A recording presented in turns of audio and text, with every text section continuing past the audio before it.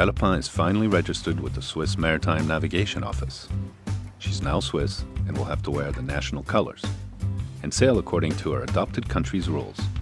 That means the skipper must have the Swiss Competence for Ocean Yachting license, or the equivalent. I'll need that license. First thing is passing the theory test. And for me, it's redoing a tide section. I'm just calmly waiting for the results.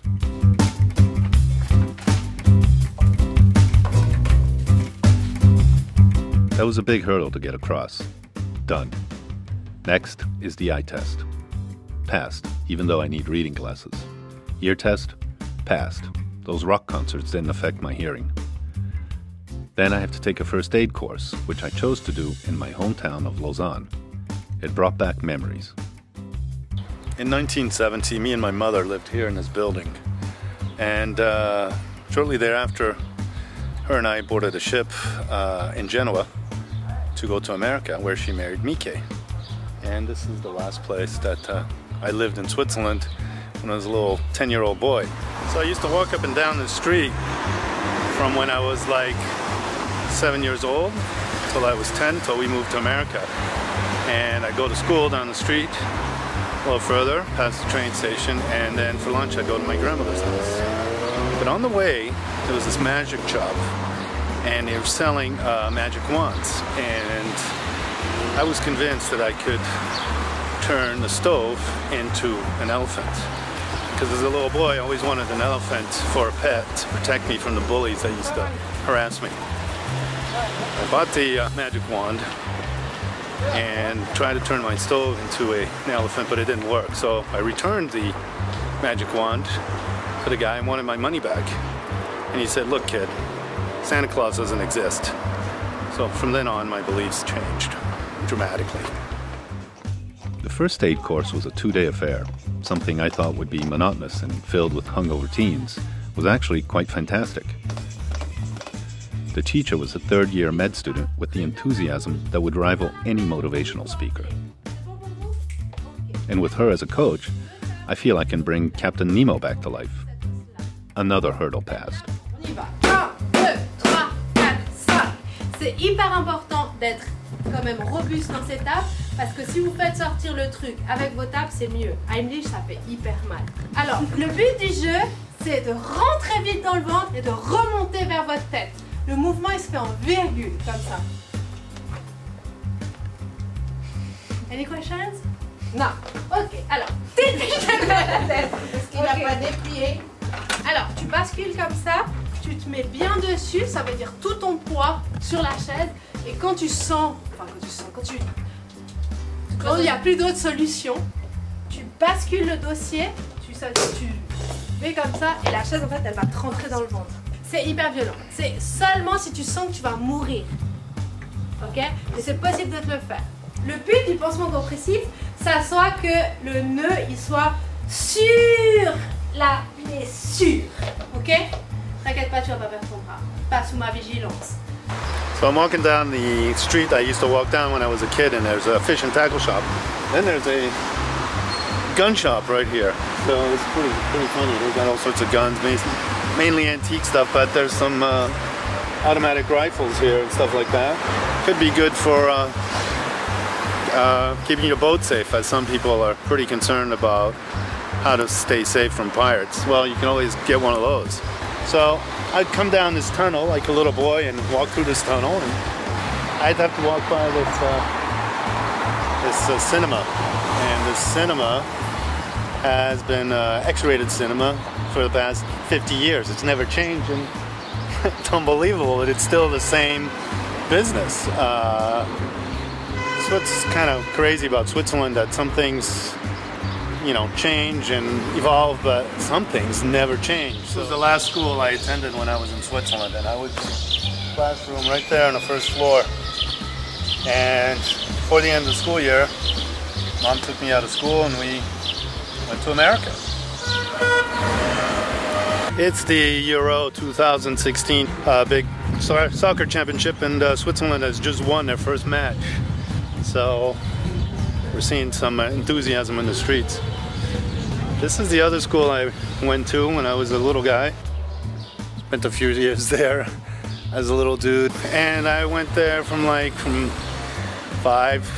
4 to 8 years old or something like that, and I would walk up the street up here to Mémé's house. It was my grandmother. It's called Mémé. It's a common nickname for grandmothers in French.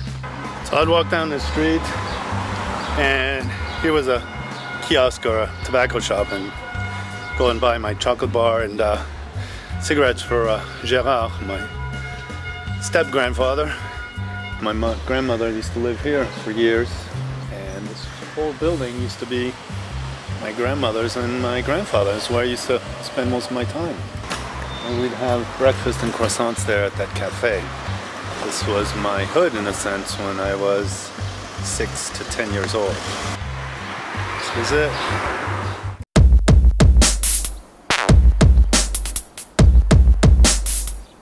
I'm back here at La Tour de Paix. You may have recognized this place. I was here during episode 1 when I first began looking for a boat. I came here right after the dentist and I had my tooth missing. So now I'm here to do a sailing course to pass my lake sailing test, which I have to do eventually too. Basically, I need to learn everything in his book. You can also buy a clever learning aid for the computer to prepare you for the test. This consists of memorizing answers to 360 questions and answering 50 correctly out of 60. And then, I'll have to be tested on the water by an official expert. To make sure I perform as expected, I chose to take a course with a coach that knows exactly what's required to pass. What I need to know is as follows. Bon, ok, si tu me demandes, parle-moi de la météo, je peux te parler pendant 2 heures de la météo. La nébulosité, quel nuage apporte quel vent, il y a des nuages spécifiques aux orages, voilà. On peut parler de la visibilité, on peut parler de la température de l'air, on peut parler de la température de l'eau, on peut parler des dépressions, des anticipes. Mais si je veux vraiment rester dans ce qui, moi, va m'importer pour ma sortie, et que je veux rester vraiment sur les choses incontournables, ça va être direction force du vent et les feux tempête. Donc rame, pagaille, rame, gaffe. Une paire. Okay. Ensuite, on a maintenant des signaux de détresse. C'est quoi les signaux de détresse? Ah, le drapeau rouge. Drapeau rouge. Alors ça c'est le signal visuel. Est-ce qu'on a non, la corne de brume. Et la corne de brume. Ouais. Signal sonore sur ce bateau.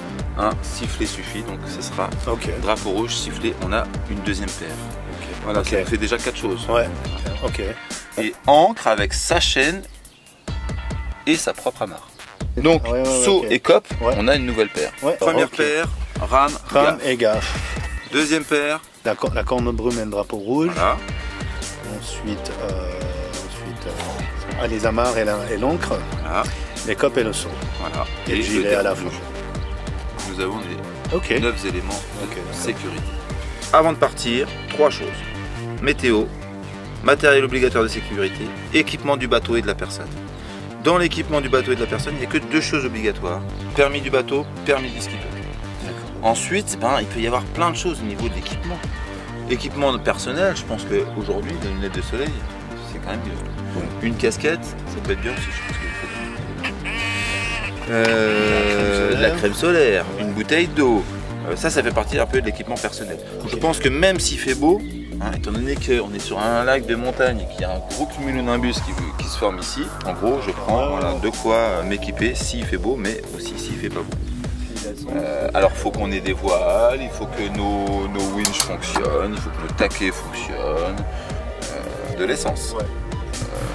Voilà, il faut que l'équipement du bateau soit complet. Je vais te donner des repères au niveau de la force du vent. Comment évaluer la force du vent en regardant uniquement la surface de l'eau. Ah, style Beaufort. Voilà, donc en Beaufort, force de Beaufort va de 0 à 12. Si c'était ridé sur toute la surface de l'eau, là on serait déjà à force 2. Si c'est maintenant ridé sur toute la surface de l'eau, mais qu'en plus de ça commence tout juste à apparaître de petits moutons, et là c'est force 3. Si c'est toujours tout ridé partout, qu'il y a toujours ces petits, que les moutons du coup sont beaucoup plus présents. Ouais, on est à 4. On est à 4, force 4. Ils sont bien présents, là, force 4. Force 5, ben, ça sera toujours un peu pareil, sauf qu'il y a encore une spécificité aux Force 5 que cette fois-ci on va entendre. C'est que les câbles commencent à siffler. Ah, Force 5 Ah d'accord, ok. Ça ne siffle pas tout le temps, ça commence à siffler. 5, d'accord. Force 5. À Force 6, ça va siffler tout le temps. Si tu pars à Force 6 et que le vent il monte d'une force, t'es mort. Ok. Il va falloir aussi, si les conditions le permettent, que tu saches sortir du port à la voile et aussi rentrer dans le port à la voile. Dans le port lui-même, tu devras aussi savoir manœuvrer ton bateau uniquement au moteur. Donc savoir rentrer dans une place en avant depuis sur bâbord, en avant sur tribord, le long d'un quai en arrivant sur bâbord, le long d'un quai en arrivant sur tribord, en arrière la même chose. Arrière en arrivant dans une place le long, en arrière depuis l'autre côté, en arrière le long d'un quai, en arrière le long d'un quai depuis l'autre côté. Donc aussi avec amarrage.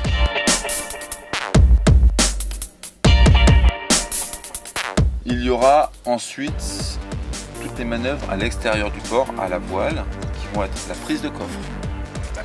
Prise de coffre, c'est attraper une bouée, d'accord, et l'attraper à l'avant du bateau. On fera aussi la manœuvre de l'homme à l'eau. Récupérer un homme à l'eau, il y a un peu une procédure, on veut que vous y preniez d'une certaine manière pour être sûr que vous arriviez à ramener l'homme à bord. Ensuite, il va falloir arriver à connaître toutes les directions du bateau par rapport au vent. Et si je te donne une direction, il faudra que tu saches me dire quelle allure on a par rapport au vent. Ça sera à toi de me dire, est-ce qu'on est au près, est-ce qu'on est au travers, est-ce qu'on est face au vent, est-ce qu'on est vent arrière, est-ce qu'on est au large. Nous verrons donc toutes ces positions du bateau par rapport au vent tous les 45 degrés. Ensuite, il va falloir que tu maîtrises les deux manœuvres principales qui vont être le virement de bord et l'empannage. Le virement de bord, on va être relativement exigeant sur ta trajectoire. L'empannage aussi, mais ce qui est plus important à l'empannage, puisque l'empannage est beaucoup plus dangereux avec le virement de bord, c'est de bien donner ses consignes de sécurité et de déclencher le passage de la voile. C'est-à-dire que c'est toi qui physiquement déclenche le passage de la voile. C'est pas juste je tourne et puis la voile passe. En gros, c'est pas le bateau qui va décider à quel moment il va faire passer la voile. C'est nous qui devons maîtriser le passage de la voile. Donc tu veux dire de prendre la voile et puis de la faire passer comme ça? Complètement. Soit ça, soit la ramener. Là, il n'y aura pas de voile papillon pour l'examen. Pas de voile papillon. Parce que ce qui se passe, c'est que l'examen, on reste dans les choses de base. Et ce qu'on veut pas, c'est que vous fassiez un empannage incontrôlé. Si tu empannes sans contrôler ton empannage, c'est disqualificatoire.